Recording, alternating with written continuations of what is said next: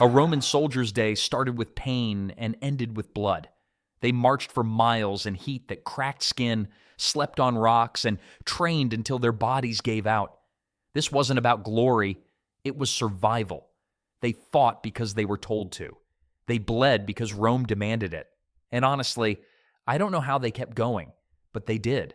So the real question isn't, would you fight for Rome?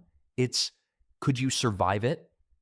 In the ancient world of Rome, boyhood ended almost as soon as it began, because childhood in the empire was a training ground for adulthood, and especially for the young men who would one day stand in the ranks of the legions, where daily life was rigid and expectations were set in stone from the very start.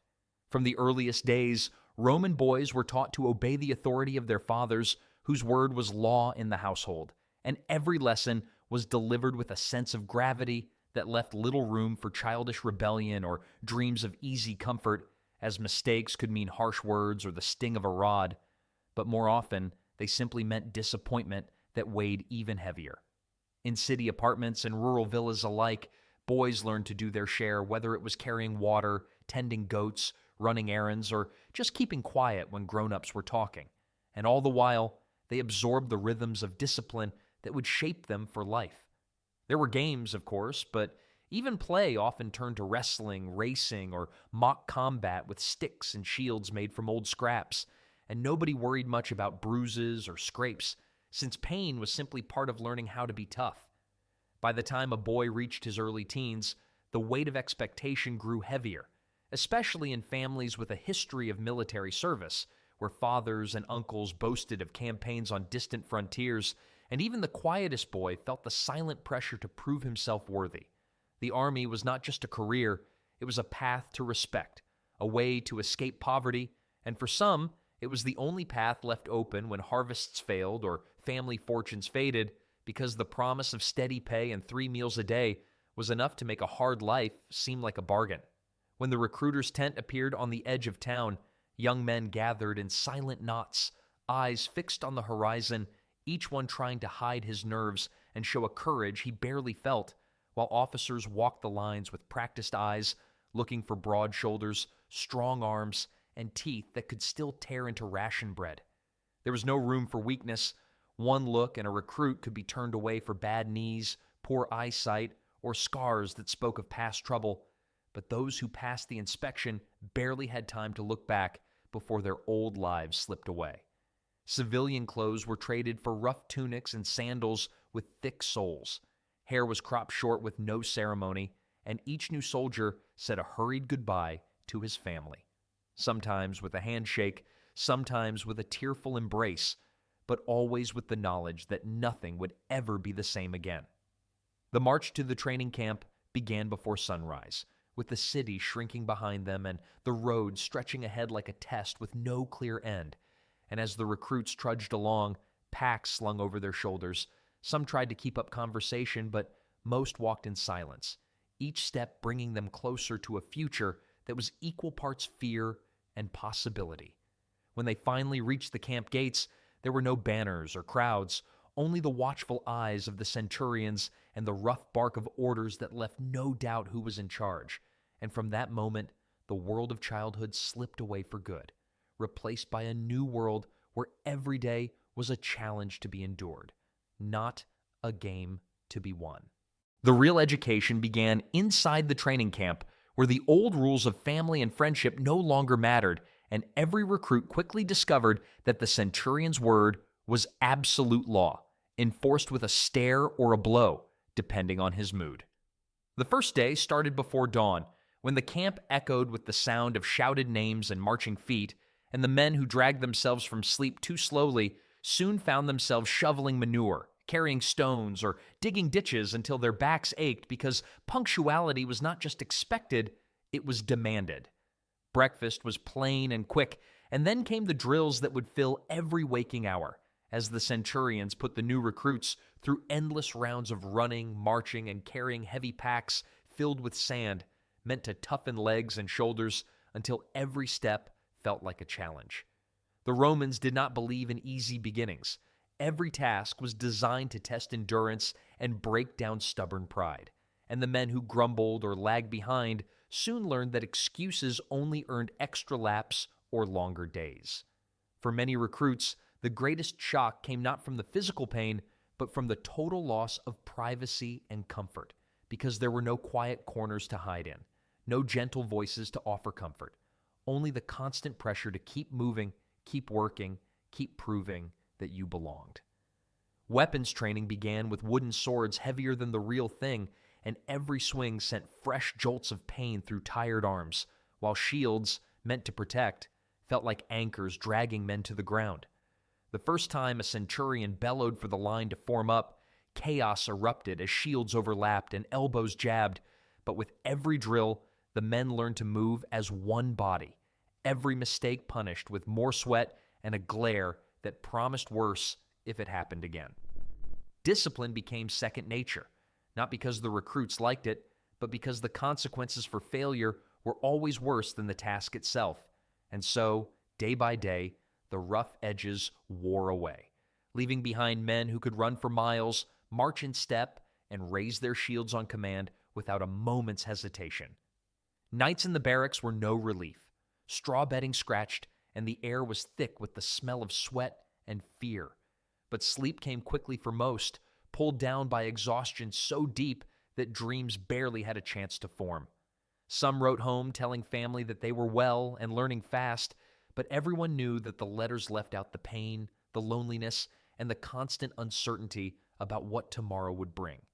In time, the camp itself became a world apart, a place where nothing mattered except surviving the day, and the men who made it through training knew that whatever came next, they were no longer boys or farmers or shopkeepers, but soldiers of Rome, shaped by hardship into something new. After weeks that blurred together with drill after drill, the day finally arrived when a recruit was no longer just another body in the training camp, but a proper mile, a Roman soldier whose name would be recorded in the rolls and whose fate was now tied to the empire for at least 20 years, often longer. The ceremony was not grand or filled with spectacle because Rome believed in making men, not pampering them. And so the new soldiers gathered in a dusty square beneath the open sky while their centurion read out the oath of allegiance, his voice ringing over the restless shuffling of boots and the distant clatter of kitchen pots. Each man raised his right hand and repeated words older than he could remember, swearing loyalty to the emperor, obedience to officers, and a promise never to abandon his comrades, even when hope seems lost. The meaning of the oath was clear. Rome came first, and everything else, family, home, and comfort, would always come second.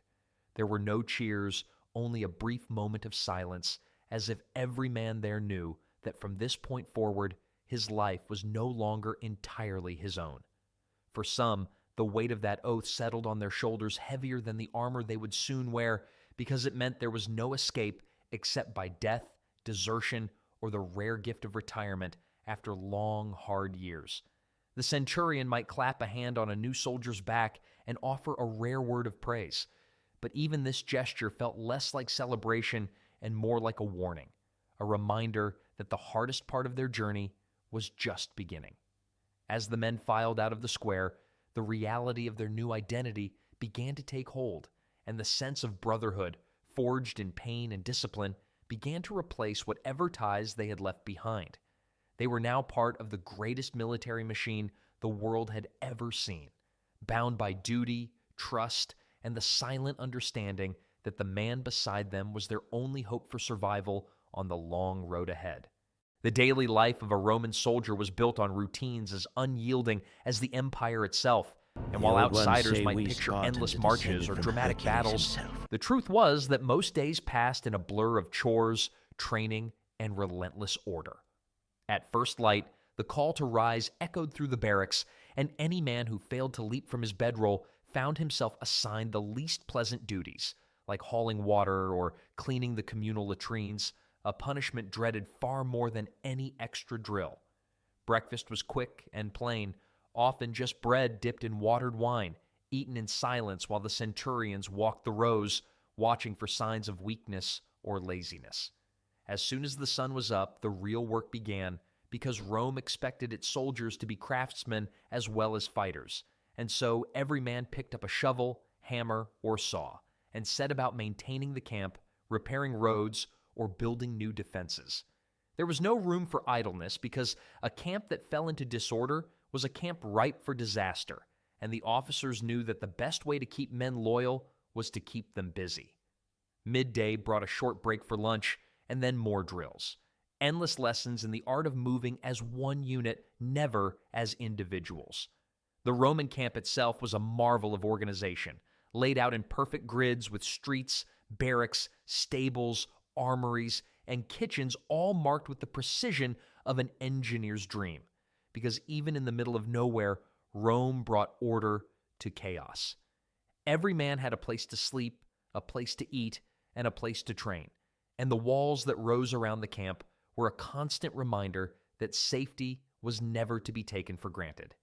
Evenings were not a time for relaxation because there were always more chores, more guard duty, and sometimes lessons in reading, writing, or Roman law for the lucky few who showed promise. Letters from home might arrive, bringing brief comfort or news of trouble, but most men learned to put their feelings aside because homesickness had no place in the ranks. The sound of hammers faded as dusk settled, and the men gathered around simple meals like lentil stew, salted pork, whatever the quartermaster could find before the night watch was assigned. Sleep came quickly, not from peace, but from exhaustion, and for many, dreams of home were replaced by the steady pulse of anxiety about what tomorrow would bring. A Roman soldier's day was never truly his own, but shaped by the needs of the legion and the will of Rome. And so, life in camp became a world apart, equal parts discipline and dread, where every man learned that the only real comfort was in the company of those who suffered beside him.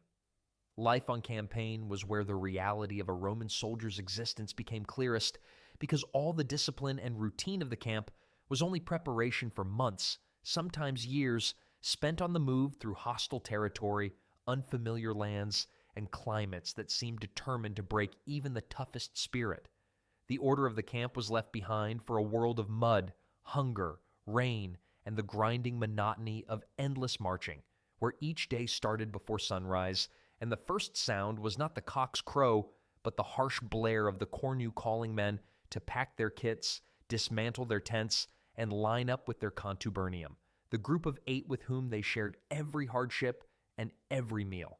The road ahead was never certain, because a legion could be sent north into the cold forests of Germania, where fog and mud swallowed the sun for weeks, or east into the burning winds of Parthia, where the dust turned bread to grit and water into a treasure more precious than gold. On the march, each man carried everything he owned, his armor, his weapons, and even a portion of the tent he shared with his tent mates, slung on a long pole across his shoulders until the muscles burned with fatigue and his feet bled through his sandals. The pace was relentless because the legions prided themselves on covering 20 miles in a day, sometimes more, and any man who could not keep up risked being left behind or given the humiliating task of carrying the unit's worst burdens as a punishment. The road itself was a test, laid out with Roman precision but battered by rain, carved through hills, forests, and swamps, and every night brought the same familiar routine. Unload the packs, drive in the stakes for the tents, dig a defensive ditch around the camp, and build the palisade from sharpened stakes because Rome never trusted to luck, and every day might end with an attack. Meals on campaign were simple, cooked over smoky fires or not at all, and the rations quickly lost their taste. Hard biscuit, dried pork, sometimes lentils or beans boiled until the pot was thick with ash, and always the faint taste of smoke and iron. Water was precious, often carried in leather skins and rationed to the last drop, because a single mistake could mean days of thirst and illness, and every man learned to guard his canteen as jealously as his sword. Sleep was a fleeting thing, taken when and where it could be found, with the sky for a ceiling and the hard ground for a bed, while the watch was divided through the night and every soldier took his turn standing guard, eyes straining for any sign of movement in the darkness beyond the ditch. Disease was a constant enemy, far more deadly than the barbarians beyond the walls, and the smell of sickness often drifted through the tents as fever swept the ranks or dysentery reduced even the strongest to shivering wrecks. There was little pity and less rest, because the needs of the campaign always came first, and the dead were buried at dawn or burned beside the camp, their names recorded in the rolls before the march began again. The bonds between the men of a contubernium were forged in these endless days of shared misery, and a soldier learned that survival meant trusting the man beside him with his life, his secrets, and sometimes his last scrap of bread, because nothing brought men together like hardship, and nowhere was the truth of the Roman army clearer than on the long, hard road to war. When the moment finally arrived for battle, the transformation from disciplined column to fighting machine happened with a speed and efficiency that stunned Rome's enemies, because the legion's greatest strength lay not in the courage of individuals, but in the unstoppable force of men acting as one. The signal was given, the horns blew, and each man donned his armor with hands that shook only a little, because fear was always present, humming beneath the surface, but centuries of training and tradition pressed it down, replaced with a grim determination to do what must be done. The centurions walked the lines, their faces set, offering a few quiet words to steady the nerves, but everyone knew that courage was not the absence of fear. It was the discipline to step forward anyway, shield raised and sword ready, no matter what waited on the other side of the field. The first sight of the enemy was always a shock, whether it was a line of barbarian warriors painted and shouting from the forest's edge, or the disciplined ranks of another empire waiting in the morning mist, and the noise built slowly until the world seemed to shake with the clash of metal, the thud of marching feet, and the roar of men shouting the names of gods, families, or old friends. The legion formed up in its famous lines, each cohort packed shoulder to shoulder, shields overlapping in a living wall, spears bristling above, and when the order came, the front ranks hurled their pila in a single deadly volley that shattered shields and sent chaos through enemy ranks. Then came the command to advance, and the line surged forward, the scutum held tight, the gladius drawn, and the world narrowed to the crush of bodies, the weight of armor, and the deafening roar of battle. The fighting itself was not the dueling of heroes in old tales, but a brutal, exhausting grind of stabbing, shoving, and pushing forward inch by inch as men struggled for breath in the press, sweat blinding their eyes and blood turning the ground slick beneath their sandals. There was no room for hesitation, because the legion's discipline was the only shield against panic, and any gap in the line could mean death for everyone. Centurions barked orders, sometimes using the flat of the vine staff to drive their men forward, and the ranks moved as a single machine, each man trusting the shields on either side and the sword in his own hand.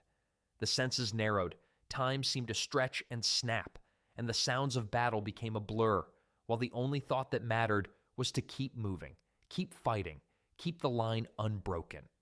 The enemy often broke first, the wall of iron and discipline proving too much for warriors who fought as individuals rather than as parts of a whole, but sometimes the cost was high, and the ground was left littered with the wounded and the dead. Their faces turned to the sky as the victors reformed, bloodied but unbowed. When the battle ended, there was little time for celebration, because the work of counting the dead, tending the wounded, and burying the lost began before the blood was dry, and every survivor knew that tomorrow might bring another summons to arms. The aftermath of battle revealed a different kind of hardship, because the wounds of Roman soldiers were as much a part of their story as their victories, and the medicine of the ancient world was a mixture of hard skill, old superstitions, and the plain courage to endure pain that most modern people cannot imagine. The army's medics moved quickly among the fallen, binding wounds, setting broken bones, and, when there was no hope, offering a draught of vinegar or wine to dull the pain before a leg or arm was lost to the surgeon's knife. There were no anesthetics beyond strong drink, no antibiotics, and no understanding of infection, so the unlucky often suffered as much from fever and rot as from the original injury, while lucky men limped away with scars that marked them as survivors, the badges of hard service. Disease haunted the camps as well, moving faster than the enemy's arrows and claiming more lives, because the crowded tents and muddy camps were breeding grounds for every kind of sickness, from dysentery and pneumonia to the slow wasting of wounds that never healed clean. Men whispered old prayers or clutched lucky charms, but there was no escape from the reality that every day in the army was a gamble, and the price for a single mistake could be a slow, painful death far from home. Yet even in this world of constant danger, men adapted and found ways to endure, trading stories of miraculous recoveries, sharing herbs or old remedies, and leaning on the stubborn camaraderie that made each hardship a little easier to bear. The physical toll of army life was relentless, and few soldiers reached the end of their term unmarked by scars, twisted joints, or the ache of old wounds that never truly healed. But these men wore their pain as a sign of pride, a reminder that they had endured what most could not. Some learned to hide their injuries, fearing the loss of a post or the shame of being sent home unfit for service. But most simply pressed on, because the discipline of the Legion was stronger than any fear or ache, and every day survived was a victory in itself. Could anyone really survive the life of a Roman soldier?